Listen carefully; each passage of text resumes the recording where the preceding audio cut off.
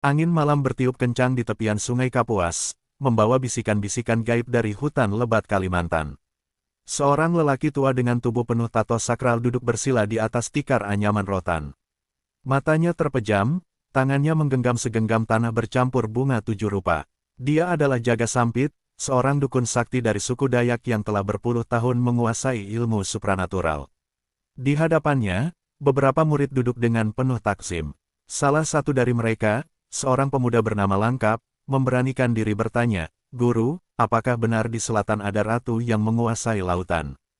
Jaga Sampit membuka matanya yang berkilat seperti kilat di tengah malam. Ia menghela napas panjang sebelum menjawab, "Nyai Roro Kidul, penguasa Laut Selatan.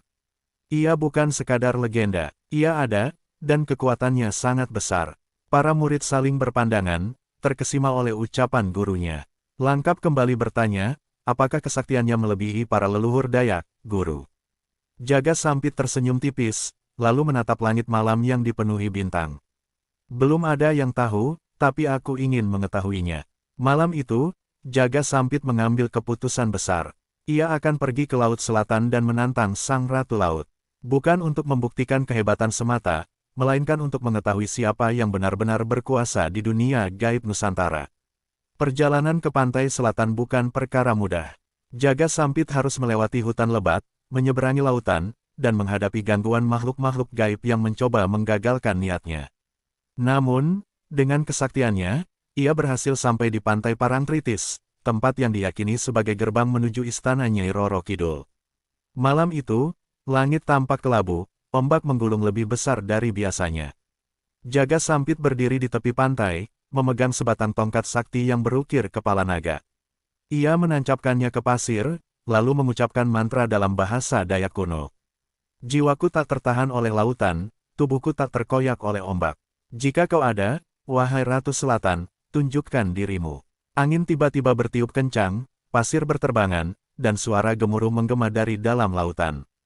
Ombak yang semula biasa berubah menjadi dinding air setinggi pohon kelapa. Dari dalam ombak itu, muncul sosok wanita berbalut kain hijau, dengan mata yang bersinar bagai zamrud. "Nyai Roro Kidul telah datang." Dengan suara yang menggema di seluruh pantai, ia berkata, "Siapa yang berani mengusikku di tempat ini?" Jaga Sampit menatapnya tanpa gentar. "Aku datang bukan untuk merendahkan, tapi untuk mengukur kekuatan kita. Kau menguasai lautan, aku menguasai rimba. Siapa yang lebih sakti di antara kita?" Nyai Roro Kidul tersenyum tipis, lalu melangkah mendekat. "Kesombongan seorang manusia takkan membawanya kemana-mana, Jaga Sampit. Tapi jika kau ingin menguji takdir, aku akan memberimu kesempatan." Tiba-tiba, langit semakin gelap, ombak semakin besar. Dari dasar lautan, muncul sosok-sosok gaib yang berbentuk manusia namun memiliki wajah ikan. Mereka mengelilingi Jaga Sampit, mengeluarkan suara mengerikan seperti erangan dari dunia lain. Jaga Sampit tak tinggal diam. Dengan sekali hentakan tongkatnya ke tanah, angin berputar di sekelilingnya, menciptakan pusaran energi yang mengusir makhluk-makhluk itu. "Aku bukan orang sembarangan, Nyai. Jika kau ingin menguji kekuatanku, mari kita lakukan dengan cara yang adil." Nyai Roro Kidul mengangkat tangannya. Dari belakangnya, muncul ombak raksasa yang siap menelan pantai. "Baiklah, Jaga Sampit, mari kita lihat, siapa yang lebih berkuasa, kau atau aku." Ombak mulai bergerak, dan angin bertiup semakin kencang. Pertarungan besar antara dukun Dayak dan Ratu Laut Selatan akan segera dimulai. Jaga Sampit memejamkan matanya, merasakan hembusan angin laut yang membawa hawa magis. Ia tahu, lawannya bukan sembarang makhluk gaib. Nyai Roro Kidul adalah penguasa Laut Selatan, makhluk yang telah ada jauh sebelum nenek moyangnya lahir. Namun, ia bukan dukun sembarangan. Ilmu warisan leluhur Dayak mengalir dalam darahnya, dan ia tidak akan mundur. Ombak raksasa yang dipanggil Nyai Roro Kidul bergerak cepat, siap melahap tubuhnya. Namun, dengan satu hentakan tongkatnya, Jaga Sampit menancapkannya ke tanah. Seketika, energi hijau menyelimuti tubuhnya, membentuk perisai gaib yang berpendar dalam gelap malam. Mantra pengendali rimba, "Wahai arwah leluhur, kuatkan pertahananku." Angin bertiup semakin kencang, dan dari dalam hutan jauh di belakangnya, suara gemuruh terdengar. Pepohonan bergerak seolah hidup, mengirimkan energi dari akar hingga ranting. Pasir-pasir di pantai mulai bergetar, dan dari dalam tanah, muncul sulur-sulur akar besar yang melingkar di sekeliling jaga sampit. Saat ombak raksasa menyapu pantai, akar-akar itu bangkit seperti tombak-tombak raksasa, menghantam air dengan kekuatan yang dahsyat. Ombak terpecah, menghantam ke segala arah, namun tak menyentuh tubuh jaga sampit. Nyai Roro Kidul tersenyum tipis. Kau punya ilmu yang menarik, katanya. Tapi apakah kau bisa menghadapi kekuatan laut yang sesungguhnya? Dengan satu gerakan tangannya, laut mulai mendidih. Air berubah menjadi uap tebal yang memenuhi pantai, membuat pandangan menjadi kabur. Dari dalam kabut itu, sosok-sosok aneh muncul. Mereka adalah pasukan lelembut laut, makhluk-makhluk bertubuh manusia namun bersisik ikan, dengan mata kosong dan mulut yang terus berbisik mantra-mantra kuno. Salah satu makhluk itu melompat ke arah jaga sampit, cakarnya yang panjang berusaha mencakar wajahnya. Dengan sigap, jaga sampit mengibaskan tongkatnya, menciptakan gelombang energi yang menghantam makhluk itu hingga terpelanting. Namun, semakin banyak yang datang.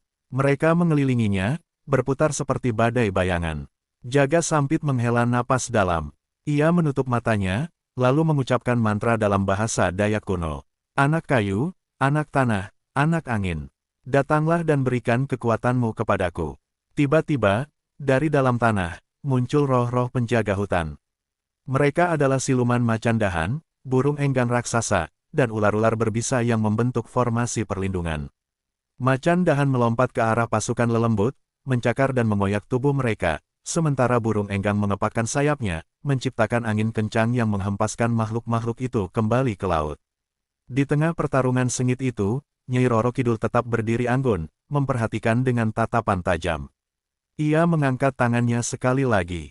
Kali ini, laut tidak hanya bergejolak, melainkan terbelah.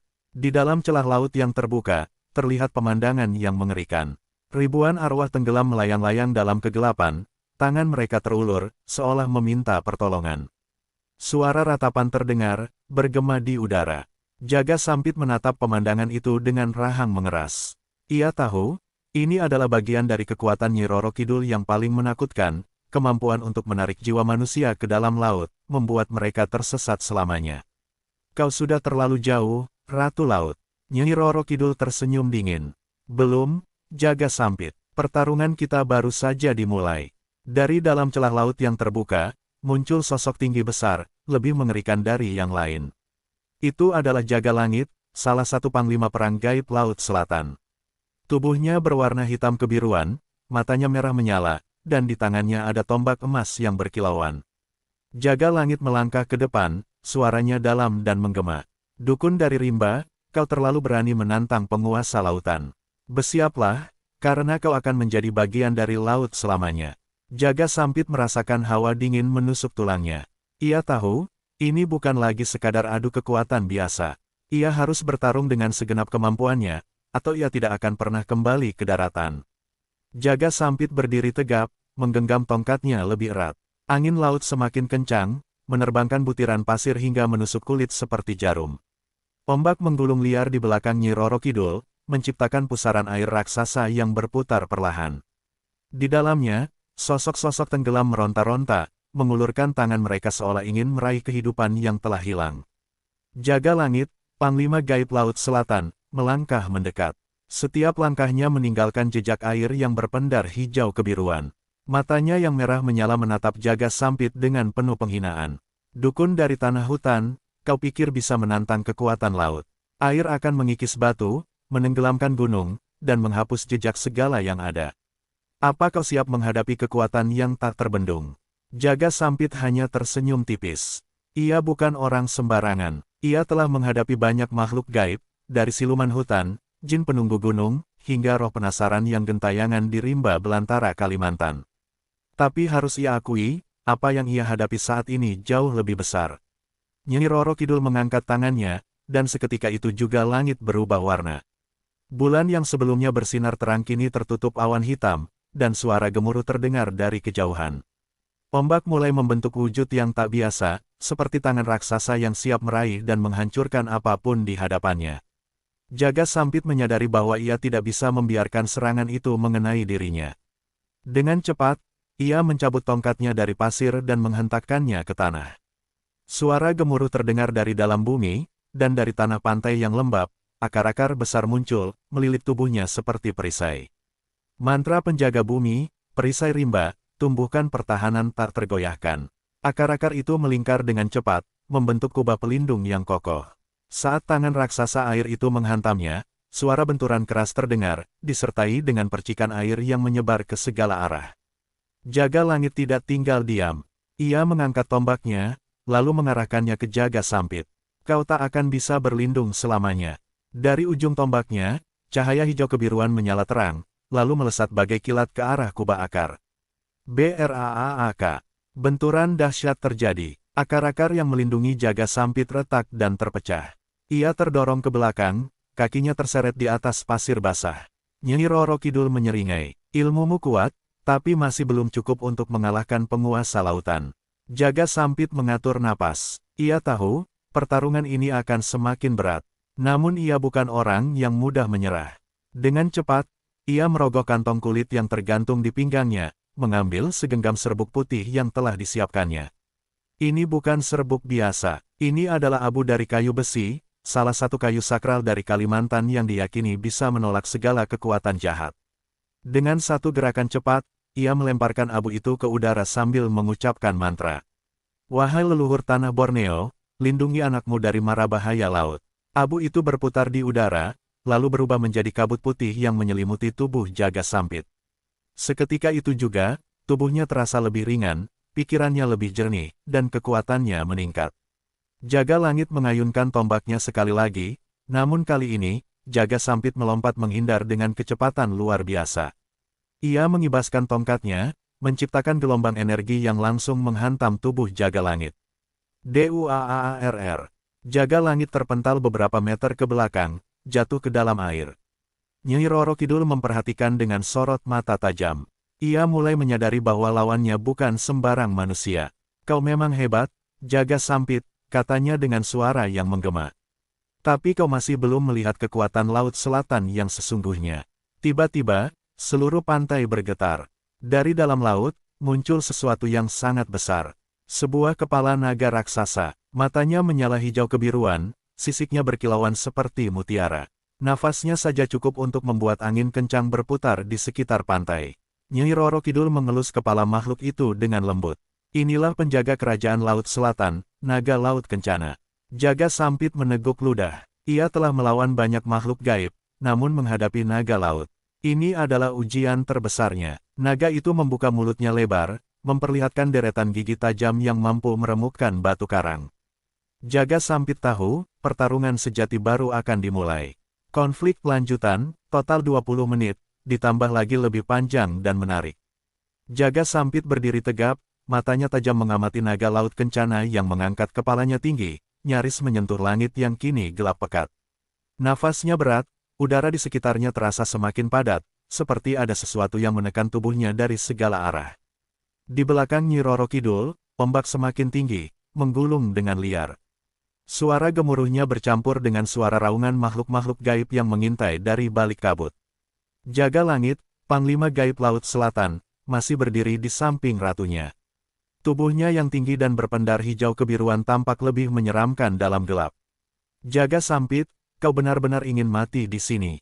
Suaranya bergema seperti petir di langit. Jaga sampit menyeringai tipis. Aku tidak akan mati begitu saja, kecuali tanah dan leluhurku mengizinkannya. Dengan satu hentakan tongkatnya ke pasir, tanah di bawahnya langsung bergetar. Dari dalam pasir yang basah, muncul akar-akar raksasa yang merambat cepat, melilit kaki jaga langit dan mencoba merambat ke arah Nyi Roro Kidul.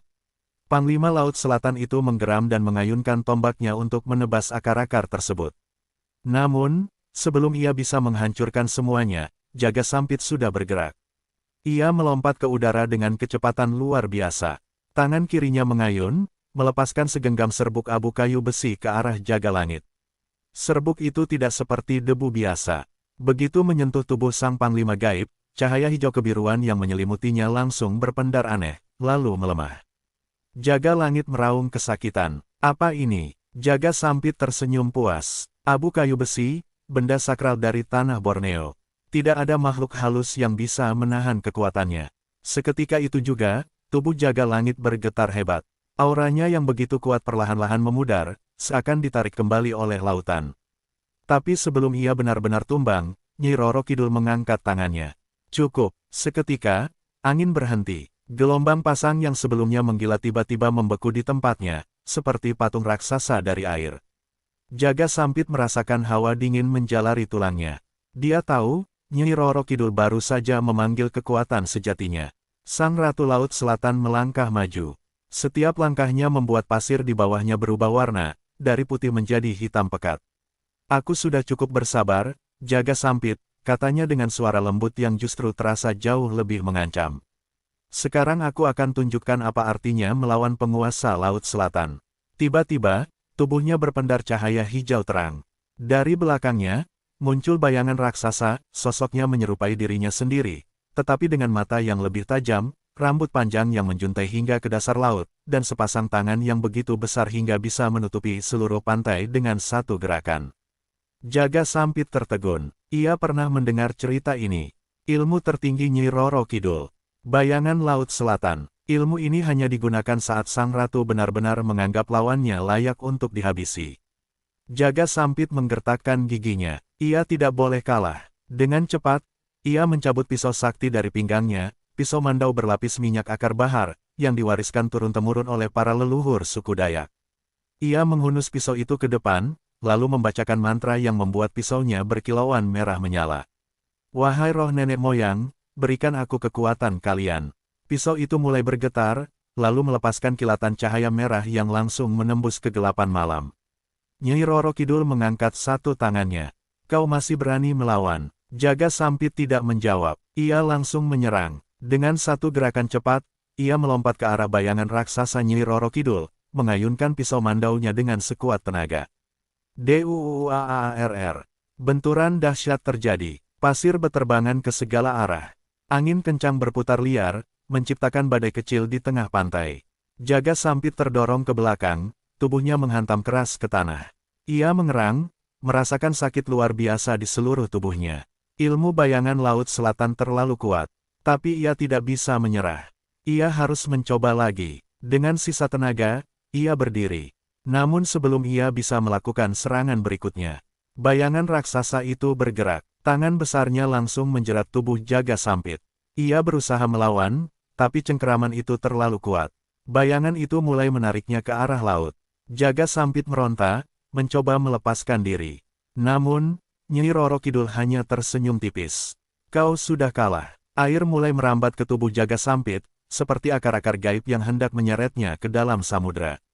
Ia mengerahkan seluruh kekuatannya untuk bertahan, tapi semakin ia berjuang, semakin kuat tarikan itu. Laut sedang menelannya, dan untuk pertama kalinya, Jaga Sampit merasa ketakutan. Ia tidak bisa merasakan tanah di bawah kakinya lagi. Ia tidak bisa mendengar suara angin. Ia hanya bisa mendengar suara ombak, dan bisikan samar dari arwah-arwah yang telah lama menjadi bagian dari Laut Selatan. Jangan melawan, terimalah takdirmu. Jaga Sampit meronta sekuat tenaga, tubuhnya masih setengah tenggelam dalam cengkeraman bayangan Laut Selatan. Air dingin merambat naik ke dadanya, lalu ke lehernya. Nafasnya mulai tersengal. Di atasnya, langit menghitam sepenuhnya. Tidak ada bintang, tidak ada bulan. Hanya kegelapan. Nyi Roro Kidul berdiri di tepi pantai, sosoknya terlihat begitu megah dalam kabut mistis. Kau sudah melangkah terlalu jauh, Jaga Sampit. Tangannya terangkat perlahan, seiring dengan semakin kuatnya cengkeraman bayangan raksasa itu. Jaga Sampit merasakan tekanan yang luar biasa. Tulangnya terasa seperti hampir remuk. Tapi ia bukan dukun biasa. Dengan sisa tenaganya, ia menggigit lidahnya sendiri, membiarkan darah segar mengalir ke mulutnya. Darah itu bukan darah biasa. Itulah darah leluhur Dayak. Darah yang telah disumpah untuk menjaga kehormatan suku, bahkan jika harus melawan para penguasa dunia gaib. Jaga Sampit membuka mulutnya, meludahkan darah itu ke udara sambil mengucapkan mantra kuno. Mantra pamungkas, wahai arwah leluhur, bangkitlah. Duaarr. Langit yang semula hitam mendadak bergetar. Dari dalam kegelapan, terdengar suara gendang perang Dayak yang menggema di seluruh pantai. Duk duk duk duk, suara itu semakin keras, seakan ribuan prajurit gaib Dayak sedang bersiap berperang. Lalu, dari dalam laut, muncul sosok-sosok bercahaya. Mereka adalah para leluhur Dayak, roh-roh kuno yang telah bersemayam di tanah Borneo selama ratusan tahun. Tubuh mereka dilapisi cahaya merah keemasan. Mata mereka menyala seperti bara api. Jaga Sampit bisa merasakan kehadiran mereka. Ia tersenyum tipis. Aku belum kalah, Nyi Roro Kidul. Dengan sisa kekuatannya, ia menghunus pisau mandau sakti, lalu mengayunkannya ke tangan bayangan raksasa yang sedang mencengkeramnya. SWINGGG. Kilatan merah keemasan memancar dari bilah pisaunya. Tangan bayangan itu terbelah dua. Jaga Sampit jatuh ke pasir, terengah-engah. Bayangan laut selatan meraung kesakitan, tubuhnya bergelombang seperti ombak yang digoncang badai. Nyi Roro Kidul menatapnya dengan tatapan tajam, wajahnya tetap tenang, tapi kali ini ada sedikit ketertarikan di matanya. Menarik, kau benar-benar berbeda dari manusia lain yang pernah menantangku. Jaga Sampit berdiri terlatih. Di belakangnya, para roh leluhur Dayak kini melayang, siap bertempur. Dari langit, suara gendang perang semakin kencang. Angin bertiup liar, menciptakan pusaran badai yang berputar di antara dua kekuatan ini, satu dari tanah, satu dari lautan. Pertempuran sesungguhnya baru saja dimulai. Nyi Roro Kidul tidak tinggal diam. Ia mengangkat tangannya tinggi ke udara, lalu menjentikkan jarinya. Seketika, laut bergolak. Dari dalam samudera, muncul makhluk-makhluk gaib laut, puluhan ikan berkepala manusia, siluman-siluman ular laut, dan pasukan gaib berbaju zirah dari kerajaan bawah laut. Mereka semua berdiri di belakang Nyi Roro Kidul, bersiap menyerang. Jaga Sampit tidak gentar. Dengan suara lantang, ia berteriak, "Wahai leluhur tanah Borneo, waktunya kita bertarung." DUAAR. Pasukan roh Dayak langsung bergerak. Mereka melesat ke depan, menghadapi pasukan laut selatan dalam pertarungan dahsyat. Sosok-sosok bercahaya saling berbenturan dengan makhluk-makhluk lautan. Teriakan perang memenuhi udara. Air laut berubah menjadi merah, bercampur dengan cahaya-cahaya gaib yang saling bertabrakan. Jaga Sampit sendiri langsung menyerang Nyi Roro Kidul. Ia melompat tinggi, mengayunkan mandaunya yang masih berpendar merah keemasan. Nyi Roro Kidul menghindar dengan gerakan anggun, lalu mengibaskan selendangnya. WHOOSSHH. Seketika, tubuh Jaga Sampit terdorong ke belakang. Namun ia berputar di udara, menggunakan sihir angin untuk mendarat dengan sempurna. "Kau cepat belajar," gumam Nyi Roro Kidul, tersenyum tipis. Jaga Sampit tidak membuang waktu. Dengan cepat, ia menghunuskan pisau mandaunya ke tanah, menciptakan retakan besar yang langsung memisahkan pantai menjadi dua. Dari dalam retakan itu, muncul lidah-lidah api suci, api leluhur Dayak yang tidak bisa dipadamkan oleh air. Api itu langsung merambat cepat, mengejar Nyi Roro Kidul. Namun sang ratu hanya mengangkat tangannya sedikit. Seketika, air laut naik ke atas, membentuk tembok raksasa. Api dan air berbenturan dengan keras, menciptakan ledakan uap panas yang menyelimuti seluruh pantai. Jaga Sampit harus melindungi matanya dari uap tersebut. Dan saat ia membuka matanya kembali, Nyi Roro Kidul sudah tepat di hadapannya. Terlambat, dengan satu gerakan cepat, Nyi Roro Kidul menekan dadanya dengan dua jari. Sudah cukup bermain-main, Jaga Sampit. Tubuh Jaga Sampit langsung membeku. Sebuah kekuatan luar biasa menyelimutinya, mengunci semua pergerakannya. Ia ingin melawan, tapi tubuhnya tidak bisa bergerak. Ia ingin membaca mantra, tapi suaranya tercekat. Matanya membelalak. Tidak, ini tidak mungkin. Nyi Roro Kidul menatapnya dengan tatapan penuh wibawa. "Aku sudah memberimu kesempatan untuk mundur. Tapi kau tetap memilih jalan ini." Tangannya perlahan terangkat. Dari dalam laut, muncul ombak raksasa berwarna hitam. Ombak itu tidak seperti ombak biasa. Di dalamnya, terlihat ribuan tangan-tangan gaib yang melambai-lambai, menunggu untuk menarik Jaga Sampit ke dalam kedalaman laut yang tak berujung. Jaga Sampit ingin berteriak, tapi suara ombak menelan segalanya. Ia hanya bisa melihat air hitam itu datang dengan cepat.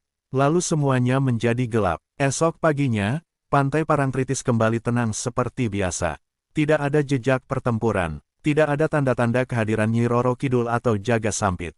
Namun, para nelayan yang datang pagi itu menemukan sesuatu di atas pasir. Sebuah mandau sakti, tertancap di tanah. Pisau itu masih berpendar redup. Tapi pemiliknya tidak pernah ditemukan. Jaga Sampit, sang dukun sakti dari tanah Borneo, telah menjadi bagian dari Laut Selatan.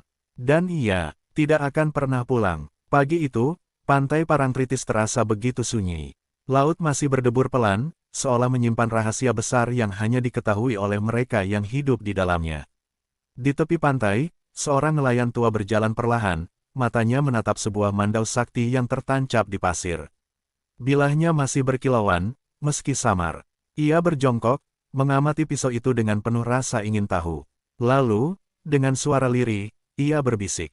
Dukun dari tanah Borneo, kau sudah pergi. Para nelayan lain yang melihat kejadian itu hanya bisa saling bertukar pandang.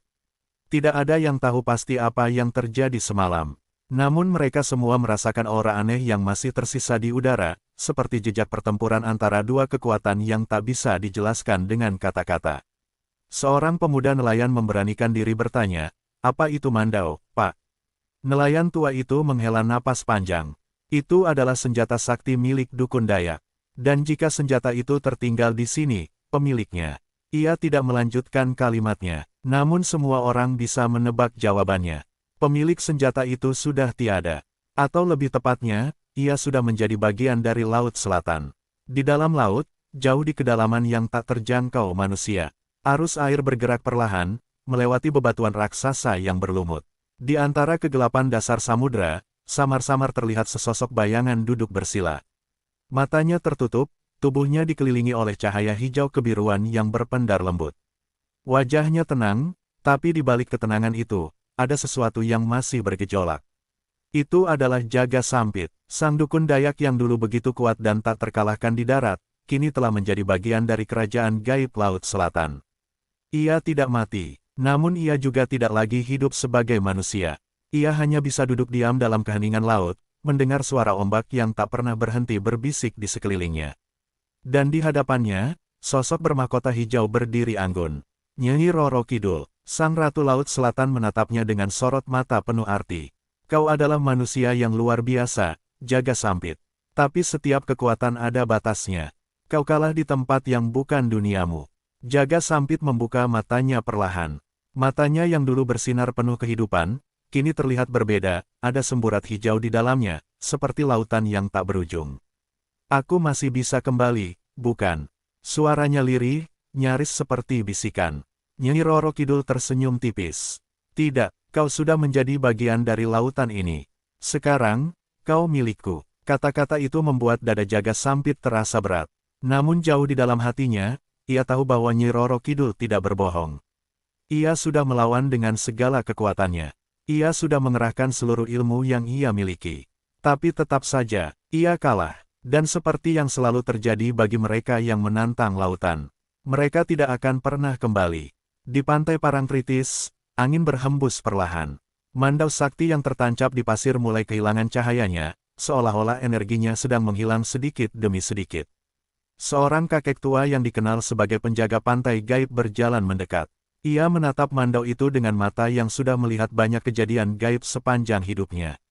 Lalu, dengan suara lirih, ia berbisik. Dukun Dayak itu kini telah pergi. Laut telah mengambilnya. Ia menoleh ke arah laut yang tenang. Tapi bagi mereka yang bisa melihat, mereka tahu bahwa Jaga Sampit masih ada di sana. Ia mungkin bukan lagi manusia. Ia mungkin bukan lagi seorang dukun Dayak. Namun ia tetap ada, di dasar laut yang tak terjangkau, duduk dalam keheningan abadi.